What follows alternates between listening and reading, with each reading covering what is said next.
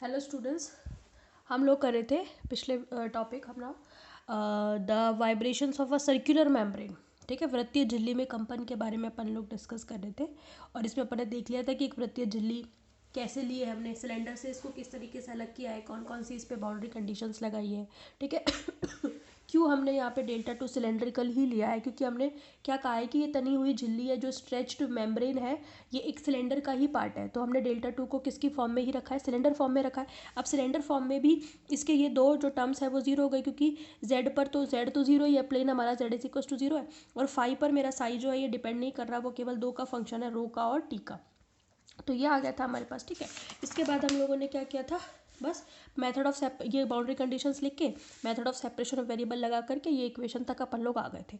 ठीक है, इसमें ये था कि अच्छा मेथड ऑफ सेपरेशन वेरिएबल मैंने समझा दिया था। ठीक है, पूरा नहीं बताया यहाँ पे, पेपर में आपके आप आए, आप अपनी सहूलियत के हिसाब से पूरा कर सकते हैं, मैंने पूरा समझा दिया था। इसको आपको यहाँ रखना है, जो चीज़ जिसका फंक्शन है उसको अंदर रखना है, बाकी को बाहर रखना है, और पूरी इक्वेशन को इससे डिवाइड करना है, उससे आपके पास ये इक्वेशन आ जाएगी। अब आपको दिख रहा होगा कि इस इक्वेशन में ये वाला पार्ट जो है वो कंप्लीटली किस पर डिपेंड करता है, रो पर, और ये वाला पार्ट कंप्लीटली टी पर डिपेंड करता है। तो हम इन दोनों पक्षों को, ये दोनों जो आपके साइड्स हैं, इनको किसी कांस्टेंट के इक्वल मान सकते हो। एक को ही मान लो, दूसरे के इक्वल तो अपने आप ही आ जाएगा, क्योंकि L H S is equal to R H S वाला केस है यहाँ पे।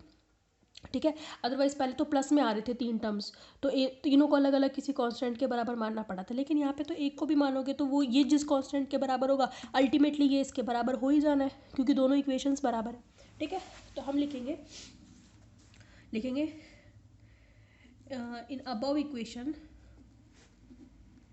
equation both sides are independent to each other, एक दूसरे पर निर्भर नहीं करते, एक दूसरे से कैसे हैं, स्वतंत्र हैं। ठीक है, they are functions of rho and t independently। ठीक है, स्वतंत्र रूप से रो और टी के फंक्शन है, ये रो का और ये टी का। देयरफॉर एक कांस्टेंट के बराबर मानेंगे, तो मैंने ये मान लिया, late 1/v², 1/tt, d2tt upon dt², है ना, इज इक्वल टू k²। अब ये k² के बराबर है, तो ये ऑलरेडी k² के बराबर ही आएगा, है ना। अब इसको अपन जो है सॉल्व कर लेते हैं। तो ये एक टू डायमेंशन सेकेंड ऑर्डर की डिफरेंशियल इक्वेशन है, d2t/dt² इज इक्वल टू, कैसे लिखोगे इसको, माइनस का कितना k², है ना, और साथ में कितना आएगा, ये जो v² है और ये t है, ये दोनों उठ करके उधर चले जाएंगे, तो कितना हो जाएगा k² v² और t। मैंने ये जो फंक्शन वाला t था ना वो हटा दिया है। ठीक है, उससे कन्फ्यूजन क्रिएट हो रहा है, हमें समझ में तो आ ही रहा है कि वो स्मॉल t का फंक्शन है। ठीक है, अब जो है जो ओमेगा है वो kv है, kv ही तो होता है। अब कैसे होता है ये मैं बता चुकी हूँ आपको पहले। ठीक है, चलो अब जो है आपका यहाँ पे आप क्या रख सकते हो, kv की जगह पर ओमेगा² पुट कर सकते हो। ठीक है, यहीं पे लिख देती हूँ, देयरफॉर d2t/dt², है ना, इज इक्वल टू माइनस ओमेगा²t। इसको इधर ले आते हैं। ठीक है, फिर अपन सॉल्यूशन आराम से लिख सकते हैं। तो कितना हो गया आपका d2t/dt² plus omega is equal to 0। Solution क्या आएगा, सॉल्यूशन t किसका फंक्शन है, t का। सॉल्यूशन क्या आएगा भाई, सॉल्यूशन आएगा आपका किस तरीके से आएगा, देखो उधर लेकर जाओगे तो इमेजिनरी रूट्स आएंगे, इसके नेगेटिव आएगा ना, आप इसका सी एफ और पी आई तो निकलेगा नहीं, सी एफ निकालोगे कॉम्प्लीमेंट्री इसका। ठीक है, तो उसमें क्या आएगा, आप कॉम्प्लीमेंट्री फंक्शन या पूरक फलन में जो सी एफ निकालना मैंने आप लोगों को बता रखा है ऑलरेडी, उससे आपके पास जो रूट्स आएंगे या मूल आएंगे वो कैसे आएंगे, इमेजिनरी आएंगे। ठीक है, तो आप उनको कैसे लिखोगे, ई की पावर में लिखोगे, ई की पावर दोनों एक साथ लिख दूँ, plus minus iota omega T, ऐसे तो लिखोगे। एक तो आएगा ई की पावर आयोटा ओमेगा टी और एक आएगा ई की power minus iota omega T. ठीक है, यही आएगा। तो मैंने इसको मान लिया, साथ में कांस्टेंट लगा दो, आप सी लगा दो, ए बी लगा दो। ए और बी अपन यूज़ कर चुके हैं, नहीं करा तो आगे कर लेंगे। ठीक है, ए लगा दो, कांस्टेंट ही तो है, कोई बात नहीं। इक्वेशन कितनी हो गई आपकी, ये 5 हो गई, है ना, ये लो। ठीक है, तो मैंने एक कांस्टेंट यूज़ कर लिया और साथ में मैंने इसके जो दो रूट आएंगे ई की पावर आयोटा ओमेगा टी और ई की power minus iota omega T. ठीक है, पहली बात। अब ये जब आपने इसको के स्क्वायर के इक्वल माना तो ये भी तो के स्क्वायर के इक्वल ही हो गया। ठीक है, आप नंबर डाल दो, इसको आप ऐसा करो 5 डालो, इसको आप ऐसा करो 6 डालो और इसको डालो आप 7।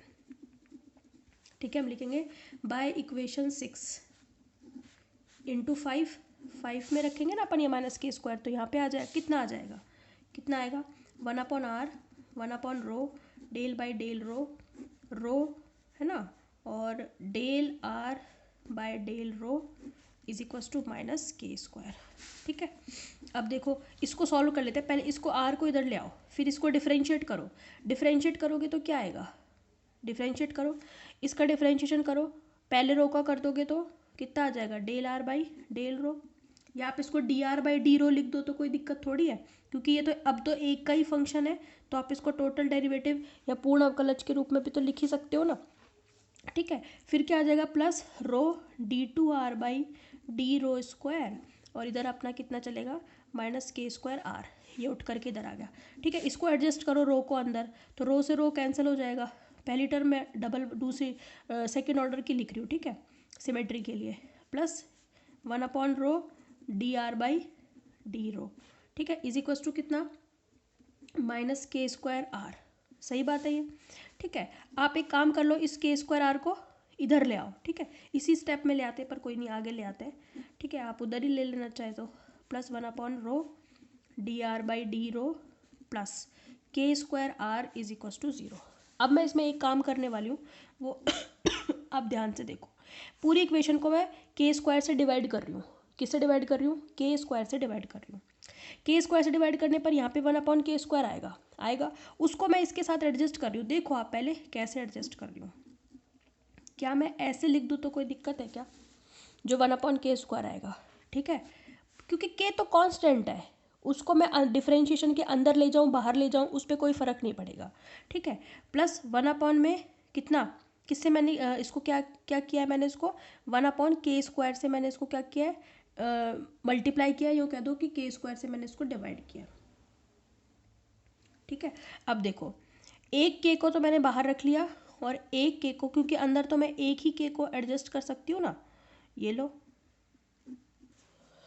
ठीक, प्लस के स्क्वायर से डिवाइड करने पर ये खुद हट जाएगा के स्क्वायर, ये लो। सही बात है, ऐसा मैंने क्यों किया, उसका रीज़न है भाई। अब हम बता देते हैं यहाँ पर के रो की वैल्यू किसके बराबर है, अगर मैं x के बराबर रखूँ तो ये इक्वेशन क्या बन जाएगी, d2r by D X square plus 1/x D are by D X plus R is equals to 0। ये इक्वेशन कुछ देखी देखी लग रही है क्या आप लोगों को, है भाई, देखी देखी लग रही है क्या, लगनी चाहिए आपको ये देखी देखी। अब लगेगी, देखो अगर मैं इस पूरी इक्वेशन को किससे मल्टीप्लाई कर दूं, एक्स स्क्वायर से। ठीक है, मल्टीप्लाइंग बाय एक्स लिख लेना आप चाहे तो, कन्वर्ट करने के लिए जो मैं आपको दिखाना चाह रही हूँ, है ना, एक्स स्क्वायर है ना, X square d2r by D X square plus X D are by D X plus X square है ना minus 0 R is equals to 0। ये मैंने -0 क्यों लिखा, पहले तो ये बताओ ये इक्वेशन किसके जैसी लग रही है, आपने देखी हो तो ये बेसल डिफरेंशियल इक्वेशन है, आप मिलाना इसको। ठीक है, ये क्या है, बेसल डिफरेंशियल इक्वेशन। कितने ऑर्डर की है, ये कितने ऑर्डर की है, यहाँ पे आता है X square minus N square, और एन की वैल्यू यहाँ पे कितनी है 0, वही दिखाने के लिए कि यहाँ पे एन की वैल्यू 0 है, इसलिए ये शून्य कोटि की बेसल समीकरण है, यानी कि this is the Bessel equation of 0th order. समझ में आ रही है बात आपको, बेसल में भी हमने n लिखा था, आपको याद होगा। ठीक है, X square minus N square, तो n यहाँ पर 0 है, तो इसका मतलब वो n जो है ना वो बेसल इक्वेशन के ऑर्डर को बताता है। ठीक है, डिफरेंशियल इक्वेशन तो ये सेकंड ऑर्डर की है, लेकिन बेसल इक्वेशन ये 0 ऑर्डर की है, ये ध्यान रखना। समझ में आ गई बात, बेसल में भी ऑर्डर होता है भाई, n की वैल्यू 0 1 2 3 जिस हिसाब से रखोगे उस हिसाब से बेसल इक्वेशन के ऑर्डर बनेंगे, लेकिन डिफरेंशियल इक्वेशन तो ये है सेकंड ऑर्डर की, लेकिन बेसल इक्वेशन है 0 ऑर्डर की। ठीक है, तो अब ये शक्ल बनाने के लिए हमने कितने काम किए देखो, सबसे पहले यहाँ तक तो कोई दिक्कत ही नहीं है, यहाँ तक तो सिंपल हमने डिफरेंशिएशन का क्या निकाला है, सोल्यूशन निकाला है, सेकंड ऑर्डर की डिफरेंशियल इक्वेशन है उसका सोल्यूशन निकाला है। तो टाइम के लिए तो हमारे पास सीधा सीधा आ गया। अब जब मैंने इसको कांस्टेंट के बराबर माना था ना टी वाले को, तो ये भी कांस्टेंट माइनस के स्क्वायर के बराबर आ गया, ठीक है। फिर मैंने सिर्फ आर को इधर ले आई, मैंने डिफरेंशिएशन सॉल्व कर लिया, ये डेल बाय डेल रो जो है इसको मैंने डिफरेंशिएट कर लिया, ठीक है। टोटल में इसलिए लिख दिया क्योंकि आर केवल एक ही वेरिएबल का फंक्शन है, तो उसको पूर्ण अवकलज के रूप में लिखा जा सकता है, ठीक है। डिफरेंशिएशन कर लिया, रो को अंदर एडजस्ट कर लिया, इसको मैं इधर ले आई, बस फिर मैंने पूरी इक्वेशन को, आप चाहो तो यहाँ पे लिख लेना, मल्टीप्लाइंग बाय 1/k² या डिवाइडिंग बाय k², ठीक है। इससे क्या हो गया, के स्क्वायर यहाँ एडजस्ट कर लिया, क्योंकि के कांस्टेंट है, उसको डिफरेंशिएशन के अंदर बाहर ले जाने पे कोई फर्क नहीं पड़ता, ठीक है। एक के मैंने यार जो के है उसको मैंने के रो को एक्स लिख दिया, और फिर मैंने पूरी इक्वेशन को x² से मल्टीप्लाई किया, तो ये मेरे पास इक्वेशन आ गई, ठीक है। अब देखो फटाफट मेरे को ख़त्म कराना है आज ये टॉपिक। चलो अब हम क्या लिखेंगे, इक्वेशन नंबर डाल देते हैं। कितना नंबर हो गए अपने अब तक, 7 हो गए ना, इसको हमने डाल देना है 8। तो हम क्या लिखेंगे, equation 8, equation 8 is the Bessel equation, Bessel differential equation of zero order. इसको क्या हो रहा है, of zero order, zero order की है क्योंकि यहाँ पर n बराबर क्या है, 0 है, ये ध्यान रखना आप, समझ में आ गई। तो इसका सॉल्यूशन कैसे दोगे, देयरफॉर सॉल्यूशन हम जानते हैं बेसल इक्वेशन का सॉल्यूशन हम बेसल पॉलिनोमियल और न्यूमान फंक्शन की फॉर्म में लिखते हैं, याद है कि नहीं। तो r = aj0x प्लस b, क्योंकि हम c ले चुके थे ना वहाँ पे, a b ले लो यहाँ पे, या फिर वहाँ a ले लेना, यहाँ b c ले लेना, कांस्टेंट में कोई फर्क नहीं पड़ता है ना। और साथ में क्या आ जाएगा, n0x। आपको याद होगा जब पिछली बार हमने हेल्महोल्ट्ज में किया था तो वहाँ पे हमने jn और nn लिखे थे, क्योंकि वहाँ पे n ऑर्डर की बेसल इक्वेशन ही आई थी। तो पॉलिनोमियल जो लिखेंगे वो भी तो n ऑर्डर के बहुपद लिखेंगे ना, समझ में आ गए। लेकिन यहाँ पर n की वैल्यू क्या है, 0, इसलिए हमने लिखा है j0x और n0x। ये कहलाता है बेसल फलन, ये कहलाता है न्यूमान फलन। तो बेसल और न्यूमान के कॉम्बिनेशन की फॉर्म में इसका सॉल्यूशन लिखा जाएगा। किसका सॉल्यूशन, इस बेसल इक्वेशन का सॉल्यूशन। समझ में आ गई बात आपको। ये हो गई इक्वेशन नंबर 9। यहाँ पे आप बता सकते हो where j0x is equals to Bessel polynomial या बेसल बहुपद लिख सकते हो आप, ठीक है। और ये जो n0x है ये क्या है आपका, न्यूमान पॉलिनोमियल या न्यूमान बहुपद।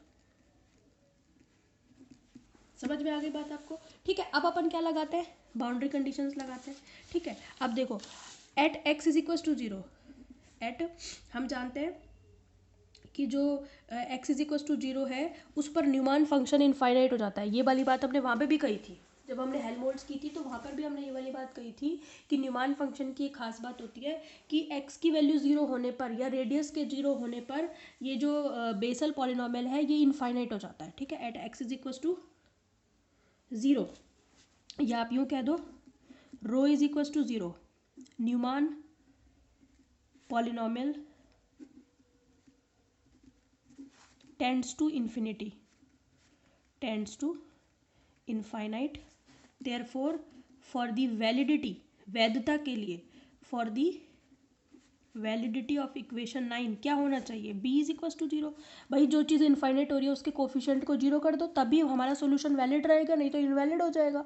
समझ में आ रही है। तो x इज इक्वल टू 0 पर न्यूमान बहुपद इन्फिनिटी यानी कि अनंत हो जाता है या अनंत की ओर अग्रसर हो जाता है, इसलिए इस समीकरण की वैधता के लिए b का मान 0 होना चाहिए। तो हमारे पास क्या बचा, r is equal to aj0x, समझ में आ गई 10। तो मेरे पास सॉल्यूशन क्या हो गया, देयरफॉर साई किस किस का फंक्शन था, याद है ना, आर रो और टी टी का। हम आर रो भी फाइंड कर चुके, टी टी भी फाइंड कर चुके, समझ में आ गई। एक्स, अच्छा भाई अब आप सोच रहे होगे कि ये रो का फंक्शन नहीं है, तो भाई बना दो ना।